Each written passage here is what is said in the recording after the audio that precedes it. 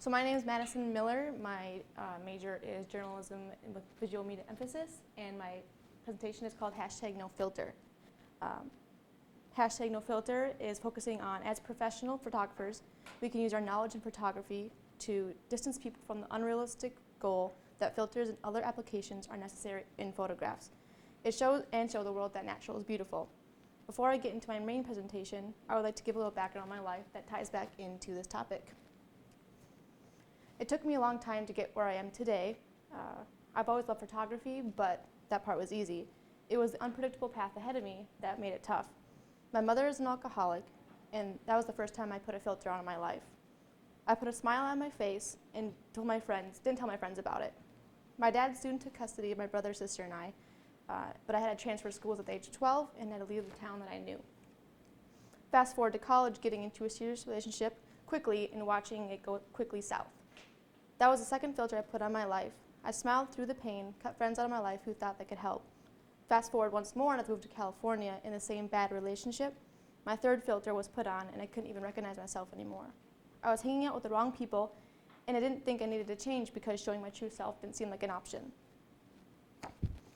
The more filters I applied to my life, the more I lost who I was. It was as if I was looking at myself through a lo-fi filter on Instagram with the contrast structure and saturation turned to 100%. It's not pretty, let me tell you. It wasn't until I was almost hitting rock bottom that I realized that I needed to change something or I would be stuck behind the filters the rest of my life.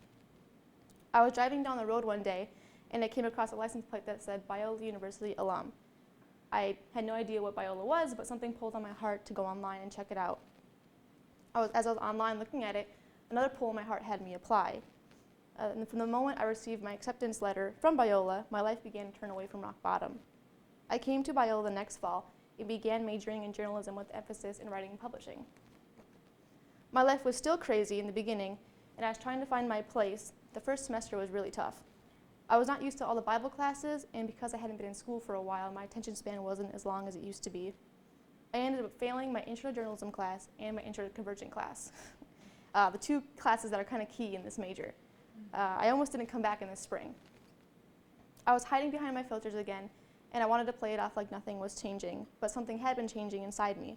God was working within me, and I realized that He gave me the strength to come back, and also realized that I needed to change my emphasis to visual media. I grew determined and began making friends that I could be myself around. I felt comfortable, my grades were improving, and I even retook my 2 intro classes and I got A's in both. Thank goodness. My filters were slowly coming off and I could breathe again. I still have a few to work on today, but I'm realizing that the more people I can be comfortable with, the more I can be myself. There's a point to my rambling, I promise. We all do this at one point in our lives, and we need to stop putting filters on our mistakes. We have to be real and push through. We need to stop putting filters on our mistakes and insecurities. It doesn't help anyone at all. God sees us for who we are, and we can't hide behind the filters of life. The filter I put on my crappy relationship with my ex didn't help anything. It only put off the inevitable. Filters don't make us. God is what makes us, and He's the only filter that we should be using. We slap a filter over our problems, and we go on with our days because we're used to seeing filters all around us. Physical features and emotional features alike. Filters alike. Physical filters and emotional filters alike. Everyone must have the perfect life or it doesn't look good to our friends, and we're also worried that we won't get that many likes today. We see it all over social media as well. We see a happy couple smiling while they're out to dinner posted on Facebook, but we don't see that when she gets home, she gets abused because the boyfriend drank too much. We also see a 13-year-old girl on Instagram striking provocative poses, adding filters, blocking her blemishes, hiding her buck teeth. We don't see is that she is depressed in school because her friends or students call her bucktooth. Filters may make our lives and personal selves look great or show how creative we are, which is totally fine, but it's the constant filters that hide our true selves that is a problem. Are we being true to ourselves? And that brings me to my first point. Filters put an unrealistic expectation on how people, their lives, and places should look in reality. One problem is that people may have blemishes in parts of their body that they do not want people to see, so they add filters to hide behind. Other problems is that children grow up thinking that they need to look a certain way and wonder why they cannot look like the people who've added things to their photos. I personally would like to look like Jennifer Lawrence, but that's unrealistic, and also she does herself already so well. We also take for granted how beautiful nature is. It is when we get accustomed to seeing the perfect sunset every evening that we tend to see regular things and we're like, whoa, what is that? It's not even, is this even real? These pictures are real sorry. I meant to do that one earlier, but I forgot.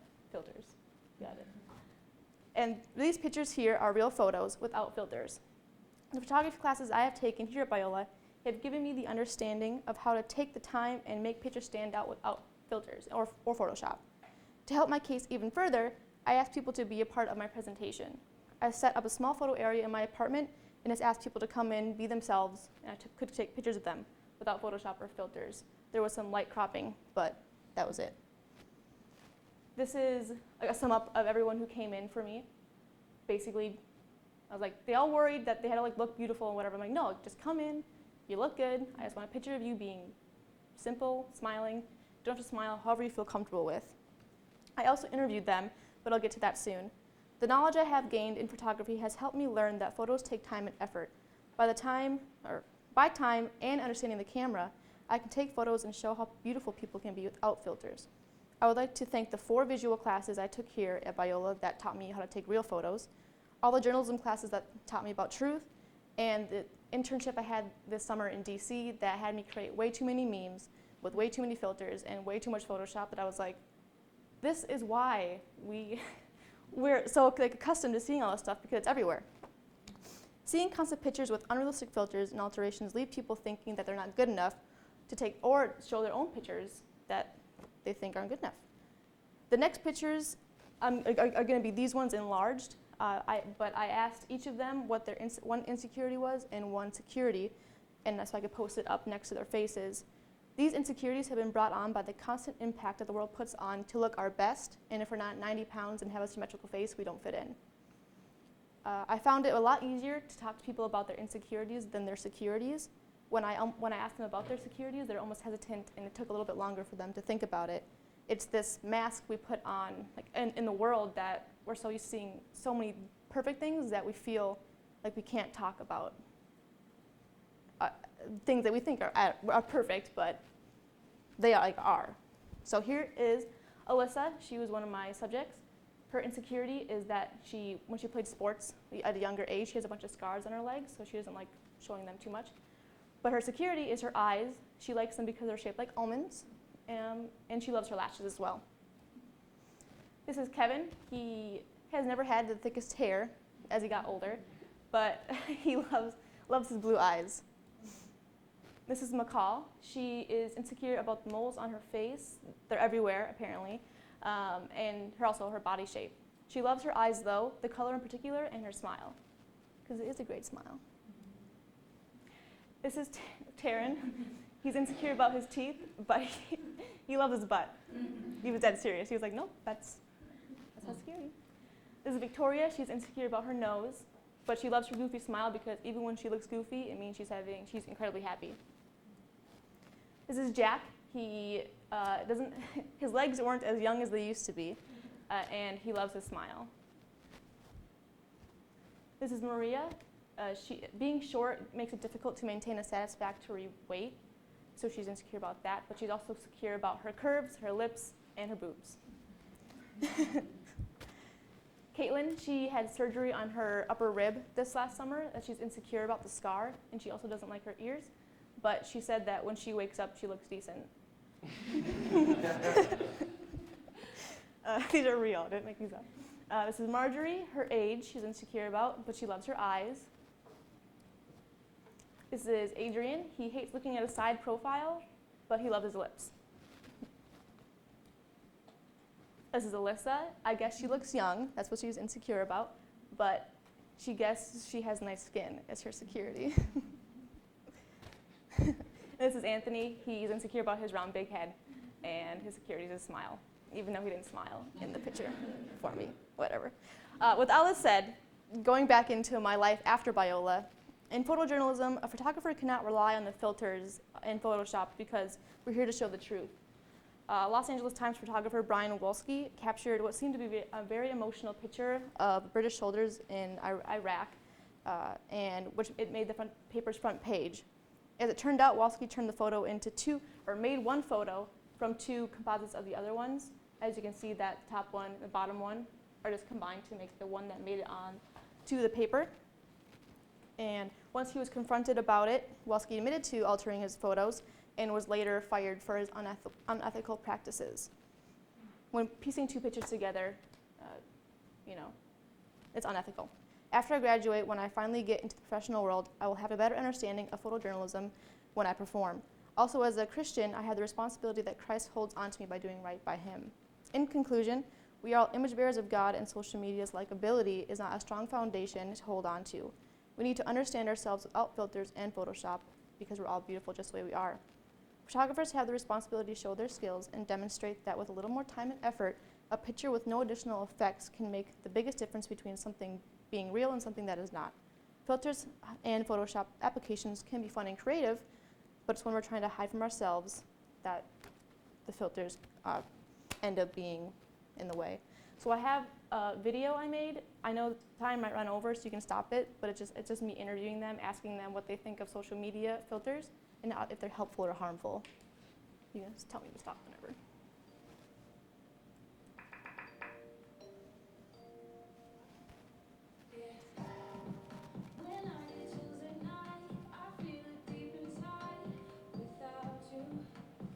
I think it depends what type of filter you use. If it's a type of filter that you use to just like change the color like black and white, or if it's the type of Snapchat filter that makes you look like a dog, I think that's totally fine because it's, fun. But I think when a filter changes a feature about you, like makes your face look different, I think that's not okay.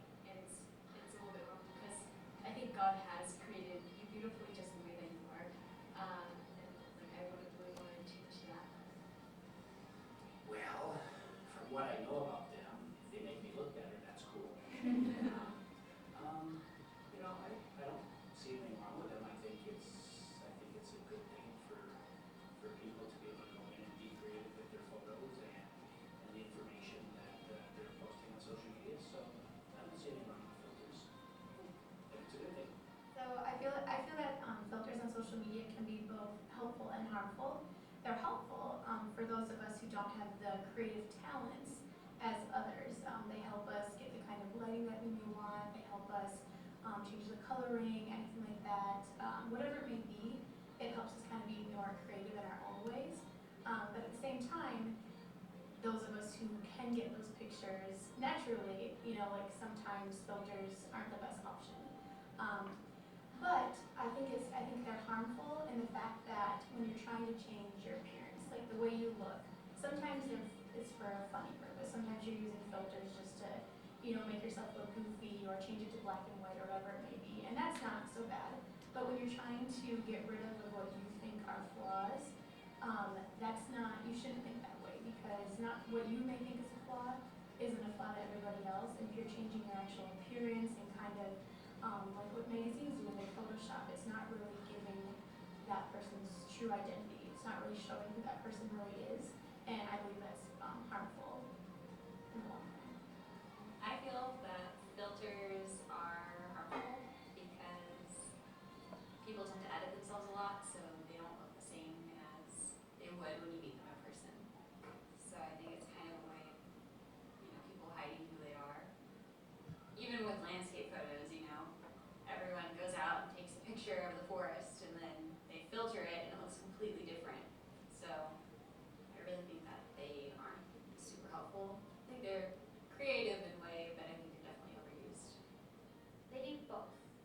Because through an artist point of view, it enhances stuff. Everyone has their right to have like a unique sense of style. They're an artist or whatever medium they're doing. But on a day-to-day thing for personal use, it makes you feel better, great, but it's just, it's like makeup. You put a mask on. That's underneath you. People are not seeing it, what you really are. So. I think they kind of do a bit of both. Depending on the picture, I think a lot of people who take pictures of themselves kind of take advantage of it to make themselves look better when they don't really need it. So I think that's kind of harmful in a way. I think like in a good way, if somebody took like a picture of like nature or something and they just made it look like a little bit better, I think that's good. But definitely